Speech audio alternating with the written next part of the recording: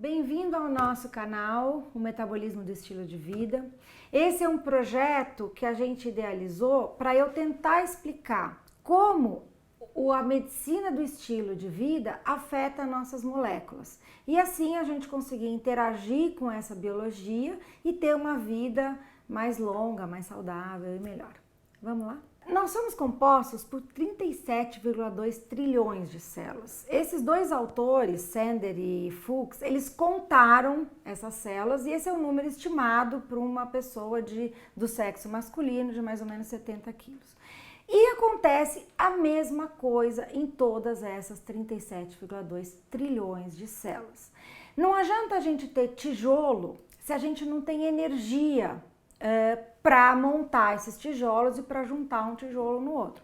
Ou seja, qualquer reação que o nosso corpo faz, eu preciso de energia. Isso é uma representação esquemática de uma célula. Essa célula tem um monte de organelas e uma delas é essa minhoca azul que chama mitocôndria.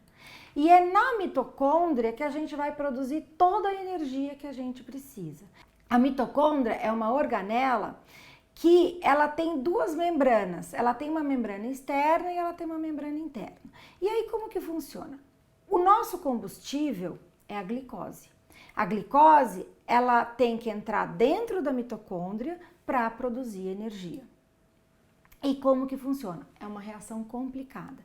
Então a glicose, ela é quebrada por um monte de reações, um monte dessas substâncias verdinhas que chamam enzimas, até que ela vira acetilcoenzima A, consegue entrar na mitocôndria.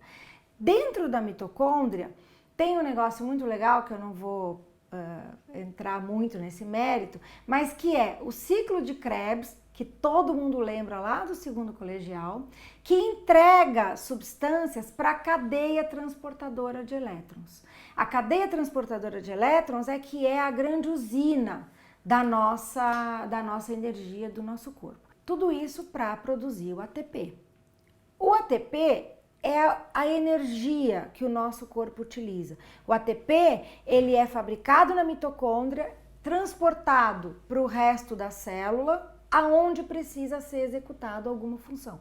Agora, eu estou produzindo um monte de ATP, estou fabricando e estou queimando esses ATPs, porque eu estou executando algumas funções. Só que essas reações químicas não são tão matemáticas assim. Escapa elétron e próton entre uma substância se transformar na outra. Eles escapam, eles ficam soltos. Ou seja, a gente tem elétron e próton escapando nas nossas 37,2 trilhões de células. Talvez esse monte de elétron e próton escapando, isso é energia. Nós somos, na verdade, uma grande pilha. Talvez isso explique a física quântica, talvez isso explique, porque a fulana tem energia, ela suga minha energia. Pode ser que seja verdade, porque a gente tem um monte de elétron e próton simplesmente escapando. Isso talvez explique a física quântica, isso talvez explique a aura, eu não sei. Então, tem coisas que a gente não sabe, mas isso acontece em todas as nossas células. E qual que é o problema desses elétrons e desses prótons que escapam? Isso é um átomo em equilíbrio. As moléculas são compostas por átomos que têm um número de elétrons e prótons em número par circulando em torno dele. Esses que escapam, o que eles fazem? Eles grudam nesses átomos que estão ok. Eles abduzem um elétron, ou eles colocam um próton a mais, eles destrambelham esse átomo que ele fica desestabilizado. Essa desestabilização é o radical livre. Ele desestabiliza um átomo que estava ok e esse átomo passa a ser um radical livre. Isso é o radical livre. É exatamente isso. Então vamos dizer que esse nosso átomo estabilizado é um oxigênio que veio lá do pulmão, está dentro da nossa célula, tranquilo, veio esses elementos, desestabilizaram o nosso oxigênio e grudou mais próton, saiu elétron, ou seja, destrambelhou o nosso átomo. E isso chama ROS, que é a nomenclatura internacional, deixei em homenagem ao Friends, como ROS, que é Reactive Oxygen Species. E a gente vai falar, às vezes, de radical livre, às vezes de ROS. O ROS, ele não é de todo mal. Assim, o radical livre, a gente ouve que o radical livre envelhece, radical livre é que causa doença, que a gente tem que combater o radical livre, a gente tem que tomar suco detox. Isso tudo é verdade, mas ele não é de todo mal. Existem funções na nossa célula que a gente precisa de um ROS. Por exemplo, isso é um macrófago. É um macrófago, que é uma célula de defesa que comeu um fungo. Esse fungo, dentro do macrófago, gera um ROS.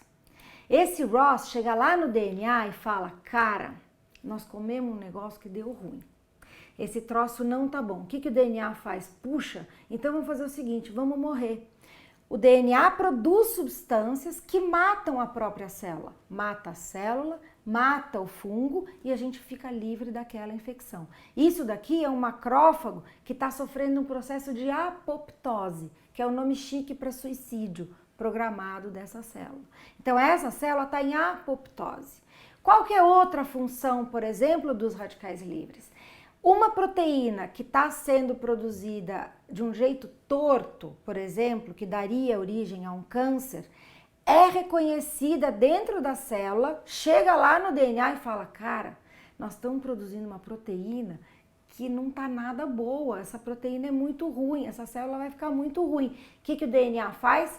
Ele próprio manda substâncias para que essa célula, que seria um câncer, entre em apoptose. E aí ela vai ser digerida e vai morrer, vai vir os glóbulos brancos e vão acabar com ele. É um controle natural que a gente tem do câncer por conta de radical livre. Então, o radical livre ele é um sinalizador de muitas das nossas funções, mas tem que ter um equilíbrio.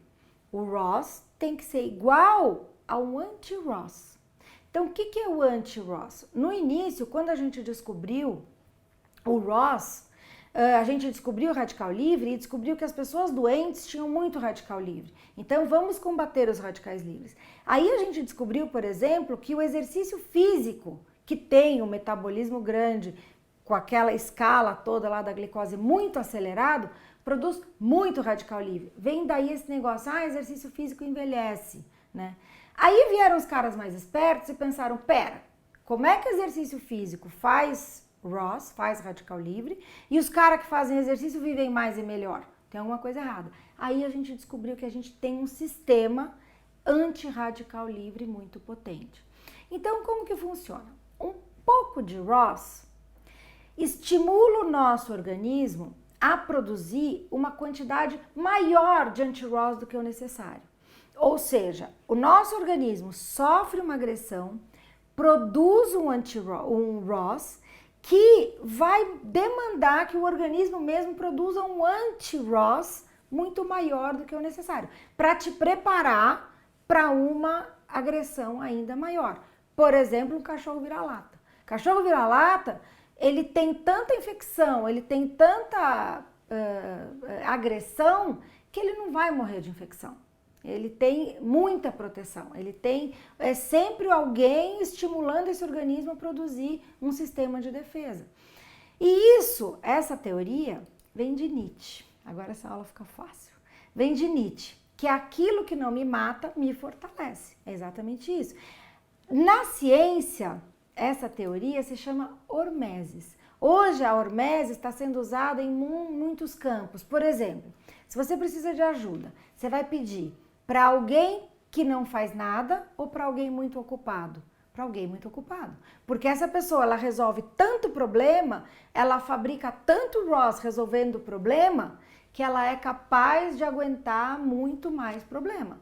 E assim a gente pode usar essa hormeses para tudo. Agora, se eu tenho uma quantidade de ROS muito grande, ou se eu tenho uma insuficiência, ou se esse meu sistema anti-ROS não é capaz de combater todo esse excesso de ROS, aí é que a gente tem a doença. Aí a gente tem o estresse oxidativo. E é o estresse oxidativo que mata, é o estresse oxidativo que envelhece. E é no estresse oxidativo que a gente interage com o estilo de vida. Mas aí fica para uma outra aula, tá bom? Por hoje é só. Muito obrigada, espero que tenham gostado.